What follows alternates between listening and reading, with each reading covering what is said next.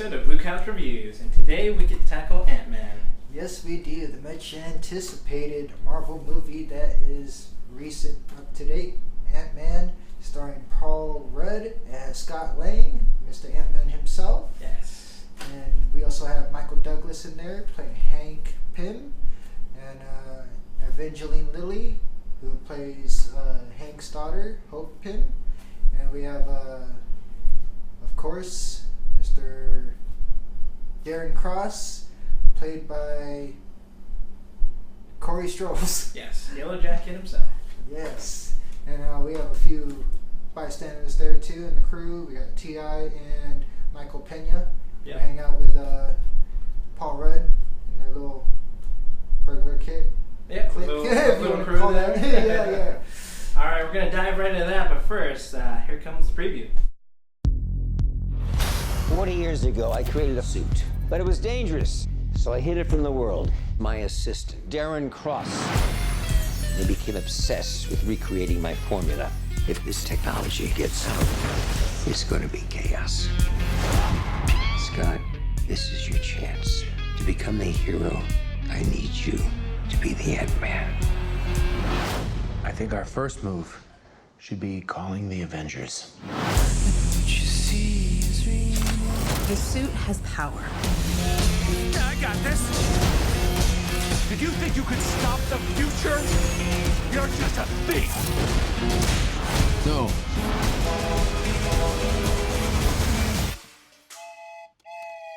I'm Ant-Man.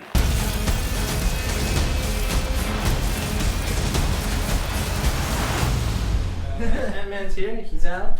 What did you like about the movie? What are some of your good points? I loved the storyline. It's kind of reminds me of like a drama movie kind of storyline.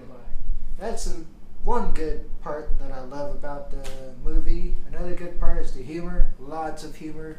I think one of the big aspects towards the humor was Paul Rudd himself being a comedian. Also with Michael Pena, he's a comical figure, and I guess, dare I even say, T.I.? There's some moments. He definitely has some moments to shine. Yeah. So that was pretty cool. Yeah, and that definitely, I touched upon the same thing you did, where one of my good points is the humor in it. So Michael Pena, he's one of the standout stars in this movie. Almost steals it, pretty close to doing it. Yeah. Just some of the crazy examples they were able to use in the movie and work were Baskin Robbins. Yeah. Who knew that was going to be funny, but it works in this movie. Yeah. Then they also touch up on his past, oh, we have your records too. I think he stole ice cream or something. He's like, oh, you got that on record too, huh? Yeah. So that was well done. And back to Michael Pena. Just some of his character stuff. Like him just freaking out. Of course, seeing Ant-Man. Yeah. He's trying to play all tough. He's like, I'm not going to freak out. Yeah. There he goes. Of course, he goes crazy. Yeah. So that was awesome. Yeah, so cool stuff like that. So the humor was well done. Yeah, definitely. And also the cast. I really love the cast for this movie. From Michael Douglas to Corey Strolls to Paul Rudd. All of them, they really had a very good connection on silver screen. And you can see it. They kind of played off of each other really well, and it really showed. Yeah, the cast was definitely really good in this one. So any bad? Is there anything that you didn't like about it? For the first time ever, this is the only movie that I had to put a question mark on my paper here, because I cannot think of any. So, all right. How about you, John? So I know you have a few. I got a couple. This is just kind of we're finding a lot of this just happening in Marvel movies. The villain, played by a really good actor. And I loved how they started him, because he was pretty menacing. You were kind of scared at him. Yeah. But then he's just a one-note villain, which is, once again, typical of Marvel movies at this point. Yeah. He's basically evil. He stays evil. Yeah. Until, eventually he gets defeated and doesn't accomplish what he's trying to do in the movie. Yeah. And for me, a hero is only as good as his villain. And because the villain wasn't a super strong villain, that makes it, in my book, Ant-Man just not as strong of a character as he could have been. Yeah. Because the villain was set up so well. It's Yellow Jacket, it's pretty much Ant-Man, but amped up. Yeah. With lasers. With lasers, exactly. So you have this perfect match of just awesome villain potential just not utilized. Yeah. And the second thing is going to be a little nitpicky. I'm going to call it Tale of Two Movies, where you could tell that there's this crazy Ant-Man movie in there. Yeah. Like, you could tell like that they want to do a bunch of stuff and just kind of have it be its own pocket universe and just be its own movie. But being a Marvel, they're not allowed to do that. Yeah. They do have to have, like, Marvel's checklists are hidden off. Okay, we got to set up the next movie in the Marvel universe. We're going to make sure and name drop Avengers here and there. Yeah, yeah. So you could tell that it was just kind of reined in by being part of the Marvel universe. True. But other than that, and that's just nitpick, it is a good movie. Yeah, yeah, definitely. What about any nerdy facts? Yeah, so geeky stuff, just stuff to geek out about. The way it actually fits into the Marvel Cinematic Universe was well done in this movie. Yes. It was basically, they name-dropped Avengers. Yeah. They said, hey, why don't you just call the Avengers? Yeah. They'll come back and save all this. Yeah. And of course, Hank Pym had fallout with the Avengers, mainly Tony Stark's father. Yes. So he didn't want to go to Tony Stark and hand him the technology of Ant-Man that he had hidden away from the world. So that's why the Avengers weren't called in. Yeah. So Exactly. that was cool. But the Falcon was in there. Yes, but then one of the missions, and that's my next geeky moment, is the Ant-Man versus Falcon scene. That was a good fight. Only the really good fight. Actually, I'd have to say that's even better than the Killer Bee and Ant-Man fight. Really. Yeah, that was sadly better than Yellow Jacket versus Ant-Man, but I mean, that fight was still cool. They had a lot of stuff going on with changing of size and changing stuff around them, changing sizes with Ant-Man's technology. But yeah, I mean, Ant-Man vs. Falcon was just... I think that fight kind of stole the whole movie. Yeah. In terms of fighting. Yeah, that's definitely good. I like how Ant-Man was shrunk down. I was like, he can't see me, don't worry about it. Yeah, yeah. And the Falcon's like, I see you. Yeah, I know. He has the special goggles. Yeah.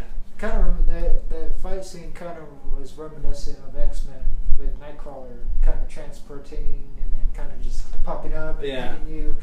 Yeah, so that was kind of cool. A little reminiscent of X-Men there, but hey, it's alright. Yeah, definitely. Alright, what about you? What are your some geek out moments? My geek out moments are the real actual nerdy stuff. They really get into the ant anatomy here. They also get into the other ant species, and you hear them call them by their actual scientific names, which is actually really awesome. And they show you visuals of each kind of species and what they're really known for, like the fire ants and the fighter ants and some other ants. I don't remember their name. But that was really cool, seeing that in that perspective. And Paul Rudd was the one actually learning this because he needed to hone in his skills to be able to control them and find out what works best with him in different situations. So that really was helpful. Yeah, that was well done because you can't have Ant-Man without ants. Yeah, true. Another one would be the biochemistry of our cells, our atoms, and nucleuses that they get into, on how he was able to come up with the formula for shrinking, becoming Ant-Man by stretching or... Yeah, basically the technology behind it, the Pym particle is what they call it in the movie, is he figured out a way to shrink the space between the atoms, and that's how the technology works. That's how you shrink somebody without turning him into a little pile of ooze. Yeah. Which they do show in the movie. Because Yellow Jacket's desperately trying to figure out this formula for years, and that's one of the reasons why he goes insane. Yeah, exactly. Review. Alright, true believers, we have Ant-Man. It's out. It's a good movie. It's very entertaining. It's very humorous. It's this close from being a great movie. Just doesn't quite get there. It gets bogged down a little bit by the Marvel Cinematic Universe stuff, checklist that it has to get through, but not too bad. It does power through it, and you have a pretty cool hero. You have Ant-Man. They make him look cool. They make his technology look great, and he gets to go against a decent villain in Yellow Jacket. So, You have an entertaining movie, humorous, decent action scenes, really good, funny Marvel stuff thrown into it, battle against Avenger. You can't ask for more on a Marvel movie. So I really liked it. I definitely recommend it. I give it 3 ants out of 5. Really good movie. Not your typical action-packed Marvel movie, so probably don't go in expecting it to be that. But nonetheless, very humorful. Very good storyline. The cast really assumes their roles very, very good. They all have a really good connection with each other, and there is at least a couple very good fight scenes in this movie. So you won't be disappointed, I don't think. Paul Rudd really surprised me in coming into the role of Ant-Man. It's definitely not like the Green Lantern. So with that in mind, I would definitely go watch it. If you haven't, I give it 3 ants out of 5, and that's my review. Right, so as you can tell, we both liked it. I gave it 3 ants out of 5. And I also gave it 3 ants out of 5, which makes it Blue Couch certified. Gets our Blue Couch seal of approval. That's right. So there we go. Another Marvel movie does another good job. It gets our approval on it. Definitely worth your time watching.